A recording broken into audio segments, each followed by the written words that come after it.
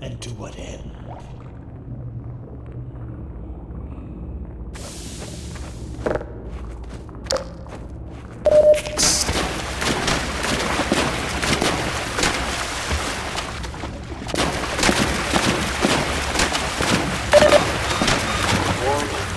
Vital signs critical. Emergency.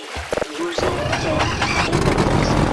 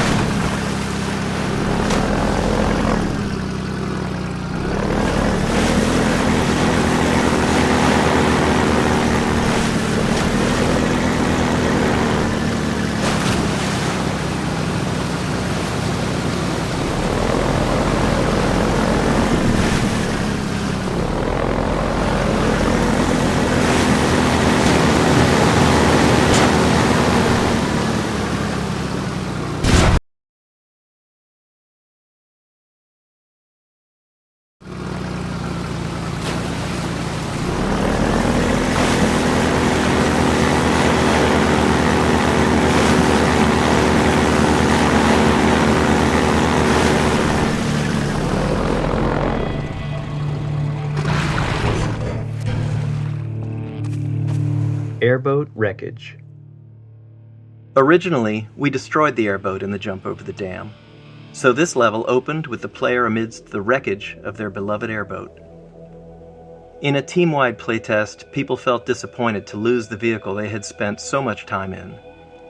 There was a lot of internal debate about whether that feeling of loss was a valuable experience or not. Ultimately, we decided to leave the airboat intact, to allow for the possibility of the player reuniting with it someday.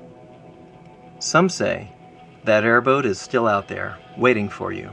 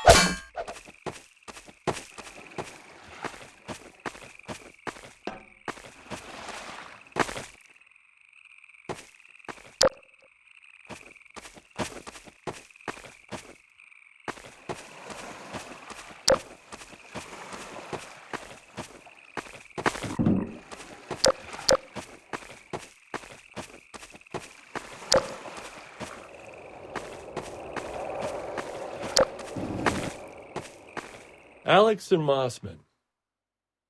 In our early plans for Half-Life 2's narrative, we wanted to take on the challenge of doing something less explicitly game-focused. Not just a story about the obviously good player defeating the obviously evil enemies.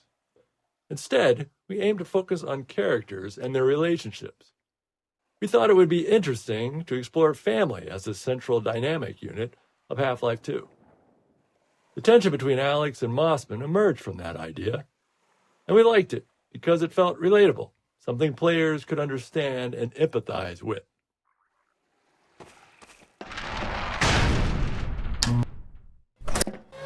We've got something. Okay, it's human. Hello? Take it easy in there. You're safe now. You'll have to forgive the scanning process. We can't take any chances. Dr. Freeman? Gordon Freeman? Is that you? You've made it here this quickly. Well, Eli is going to be amazed, not to mention relieved. I'm Dr. Mossman, Dr. Judith Mossman. I've been hearing about you since long before the Black Mesa incident. Oh, Black Mesa. I do so envy you working with Eli and Dr. Kleiner when they were at the top of their field. Ah, there we go. You can come through now. I'll take you down to Eli right away. He would never forgive me if I kept you waiting.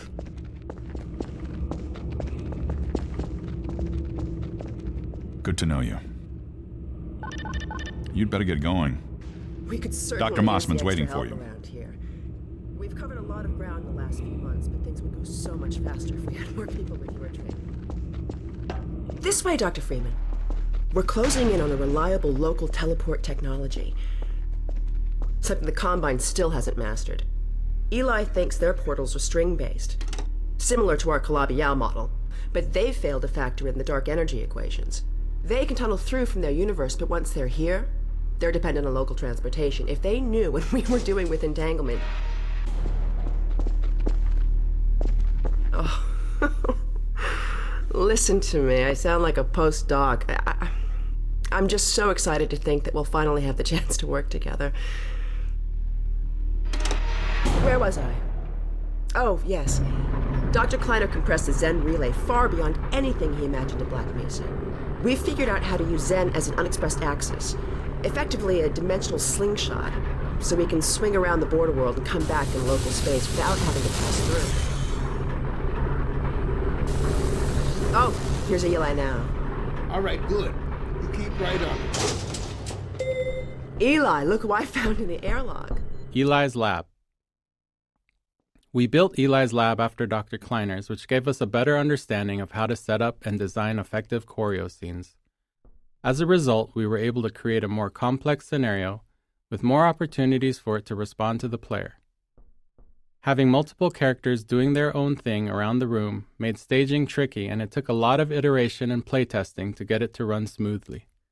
Our experience showed that, generally, players wanted to play along with the scene. They just needed enough subtle clues to know where we wanted them. Similarly, if they got distracted, the scene had to gently pause and wait for them to return. Dr. Freeman, it's been a real honor. I'm looking forward to working together. Feel free to look around.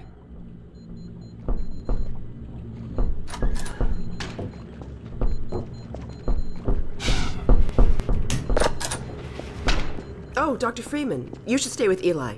Go on. I'll rejoin you shortly. Fine scientist, Judith. She was up for your job at Black Mesa, but you edged her out with your Innsbruck experience. Feel free to look around. Balancing the player's desire to explore with the narrative goals of the scene was always a challenge. We wanted the room to be full of interesting things to look at, but many players wouldn't explore until they were sure they wouldn't miss any of the character performances. That's why it was important for Eli to tell the player to look around midway through the scene. It signaled that it was safe to explore. From there, we could trigger a variety of custom mini-scenes based on what caught the player's interest. There's nothing Gordon can't handle, with the possible exception of you. Dad, please. Hugs and pickups. Sometimes even little things can be a nightmare to get working. For example, getting a character to hug another character, or even more simply, just to pick up an object from a table, can cause a lot of issues. Even worse, in our dynamic environment, where the characters and objects aren't in preset positions, and the players running around getting in the way, these require a level of synchronization that can be quite tricky. They're made harder because humans handle them without thinking. As you're moving to the table to pick up a cup, you're doing all kinds of preparation with your body to get your feet and hands in the right position to allow to do it comfortably, everything ready right when you get there. If you're moving in to hug somebody, you're both doing it at the same time, adjusting constantly based on each other's movement. To get these features to work in the game involved a lot of synchronization work, making characters aware of each other and the world, and at the same time, getting them to know more about their future plans. It's tempting to want to break up pick up a cup example into discrete steps. Walk to the table, face cup, pick up a cup, because it's much simpler that way, and it makes the steps nicely reusable. But that's how robots work, not humans. Our characters had to know they were moving to a table with the intention to pick up a cup, so they could work on multiple parts of it simultaneously, making sure their hand grabs the cup right when they get there. With two characters, it's even more of a negotiation. Both need to agree where and when it's going to happen, and everything needs to happen in place in a seamless fashion. While these moments of simple interaction with their characters in the world are often short, they were critical to making them seem like believable people.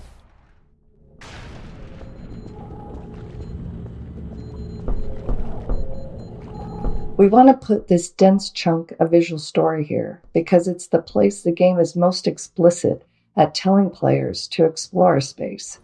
Even though its primary job is world building, we still take strides to highlight the relationship between Eli and Breen, giving context to the world's central conflict. We'll talk later.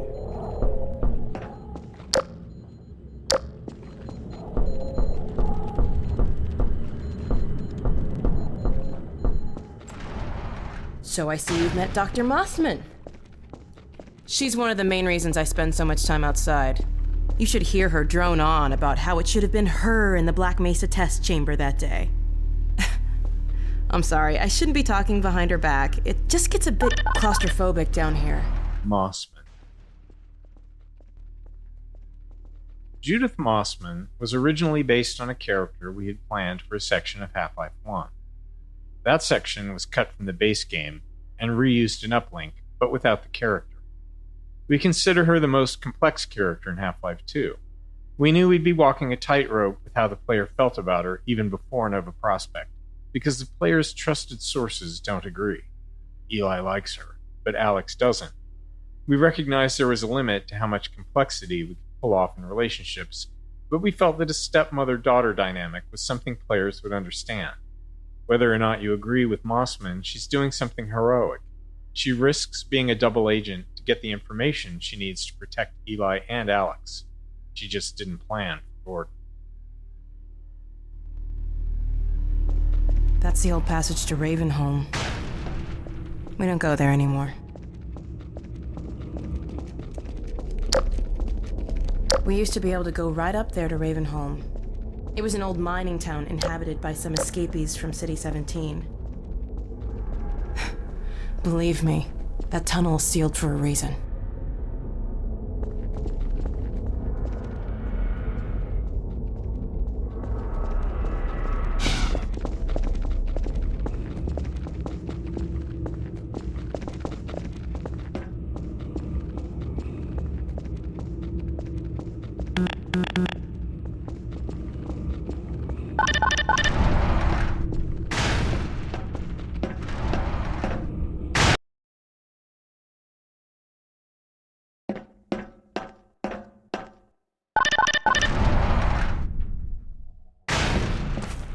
So, here we are. The scrapyard.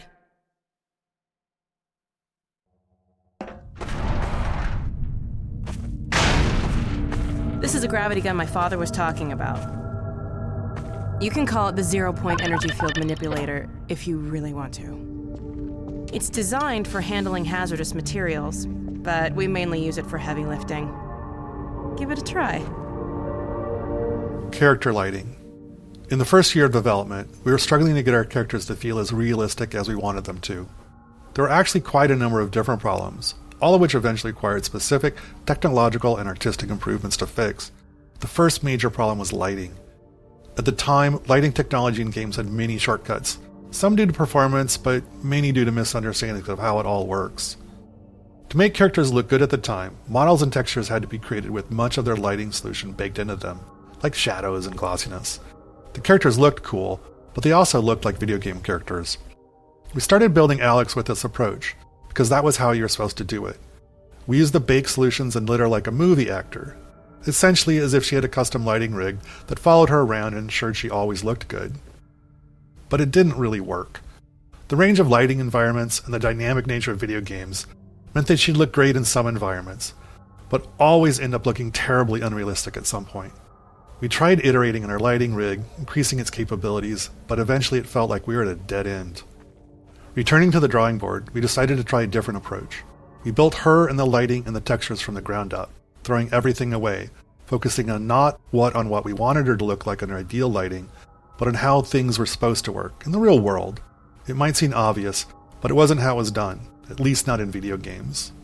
When looked at outside the game's renderer, these models and textures actually looked worse than the previous versions, but we managed to methodically pull out all the shortcuts and misconceptions about how light and texture and graphics cards worked and put it all back together. After all that was done, when we were finally able to look at Alex in-game with her new models and textures in a dynamic environment that kept her visually consistent at all times, well, she looked great. Totally seamless and part of the Half-Life 2 world. Facial technology. We wanted players to care about our characters, and to even have a chance at achieving that, we knew we had to invest a lot of technology for our characters' faces. It's well understood that humans are wired to pay attention to faces, subconsciously reading all kinds of information from them, so it's an extremely high bar, and if we couldn't reach it, we'd probably push players away from our characters, not towards them as we hoped. We started out doing a lot of research. It was not heartening. The best examples we could find weren't anywhere near close to being able to be run in real time, while the best real-time ones weren't close to the quality we wanted. We wanted to look as good as an animated movie, but they often took hours to render frames and were totally linear, authored by up to 100 animators, whereas ours had to be dynamic. A character might be trying to speak dialogue or a facial move derived from a player's actions and created by just a handful of artists. These requirements eventually led us to Dr. Paul Ekman's facial acting coding system, a system for taxonomizing human facial movements done back in the 1970s. It gave us a vocabulary for describing facial movements throughout our tools and code, and a target to aim for when designing our characters' faces. With it as a framework, we started a many-year process of iterating on how we built faces and heads of our characters. Where others had tried taking bits of Ekman's work, we wanted to try to use it all. That meant a lot of time spent figuring out how to do each piece within the tight performance constraints we had. But we also spent a lot of time just looking at people and faces, trying to find the extra features that would add the most value, like skin elasticity, teeth shadowing. In the end, while we weren't able to do everything we wanted, we did manage to get the pieces we thought were the most important to a convincing facial performance level on our characters.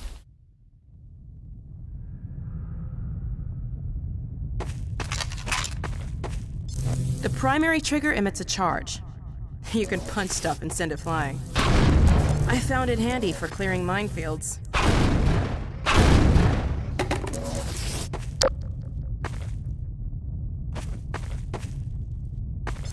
Eye shader.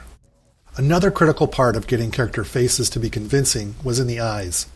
Humans are great at reading eyes. There's a part of your brain dedicated to it, down to knowing where somebody's looking based on the reflections on the eyeballs. But there are all kinds of subtleties that matter. Eyes aren't actually spheres. Eyelids get distorted by the cornea moving around underneath. Eye movement can increase the odds of blinking. Eyes don't actually line up directly behind the pupil. They're shifted slightly. All these little details might feel small or unnoticeable, but the absence hurts the believability of the character.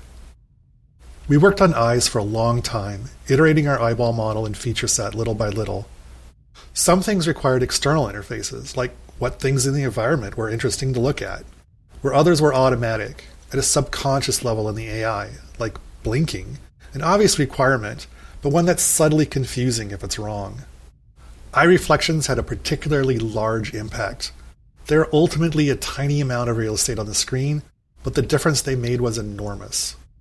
We knew we were finally done when we reached the point where, with our eye shader off, a character looked like a doll, human-like, but unconvincing in some way that was hard to describe.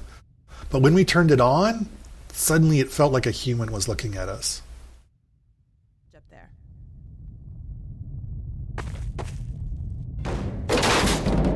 All right.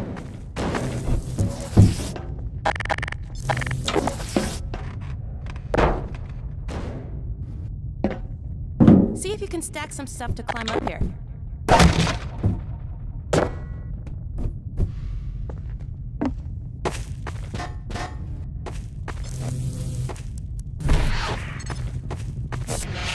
Try stacking some things. Grab something with your secondary trigger, then press the same trigger again to drop it gently. Moving the gravity gun. When the gravity gun was first prototyped, we planned to give it to the player midway through the game. But as playtesting progressed, we saw the strength of its design and realized the gravity gun and, more importantly, the ability to launch saw blades at zombie faces needed to come earlier. That meant Eli's lab also needed to move earlier too. It was a significant change, but it was crucial to Half-Life 2's success. It serves as a good reminder that storytelling and gameplay are intertwined, and neither can always take priority. They have to work together.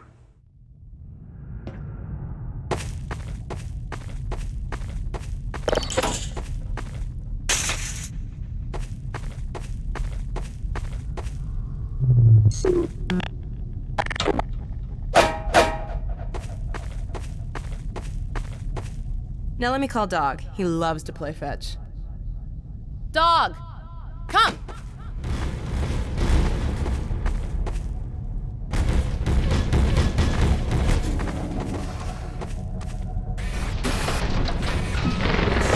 Good doggy.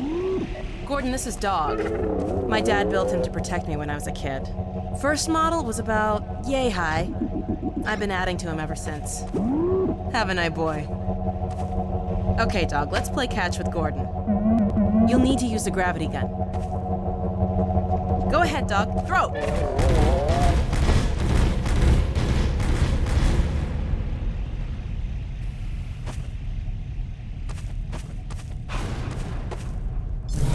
Good catch! Throw another, Dog. Risk. Looking back on Half-Life 2 now, 20 years later, it's sobering to reflect on how terrifying it was throughout much of the development. Game development is hard. You never really get what you'd like to have, which is be able to validate risk before you start to pile more on top of it. For example, our facial animation technology, it took probably 3 or 4 years of work before we were confident it was actually going to work, but we couldn't wait until then. In that first year, we immediately started making all kinds of other choices in our game design, our asset production, and our other technologies, all based on the assumption that our facial animation technology was going to work in the end, from a quality and performance standpoint. If it hadn't, many of those other choices wouldn't have worked either. At the same risk profile is true of other large choices we made early on. We can't wait. We just have to build and hope that our guesses will be true years from now. Terrifying.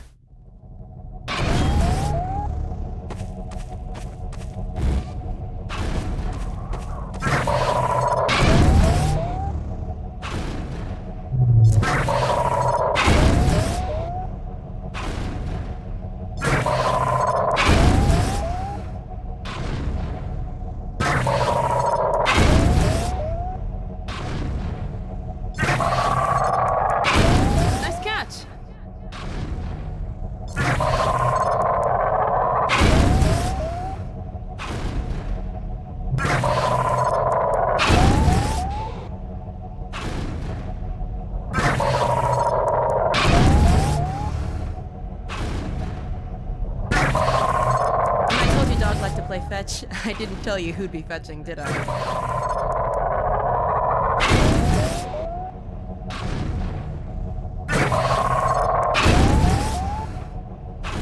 Good throw.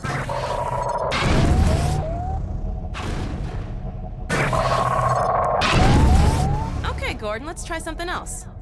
Dog, throw something bigger.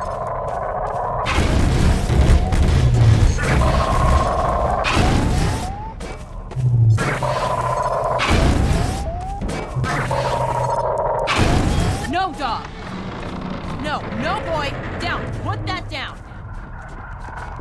What is it, Dog? Oh my god, what was that? Scanners!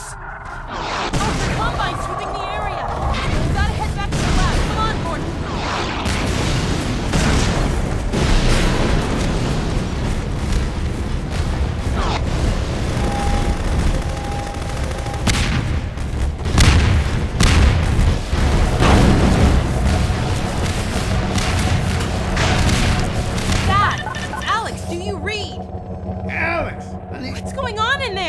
Where are you, Alex? We're in the scrapyard airlock, stuck in a full auto cycle. Is Gordon still with you? He's right here.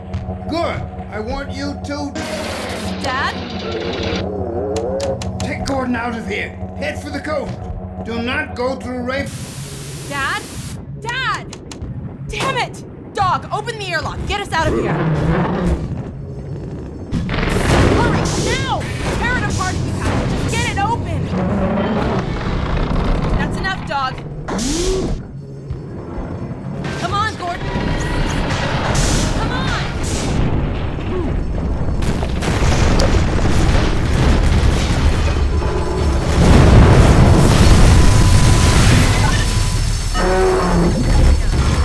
Gordon, you need to get out of here. I can't leave my father. Dog, take Gordon to the Ravenholm tunnel, then circle around and try to meet up with me. Hurry!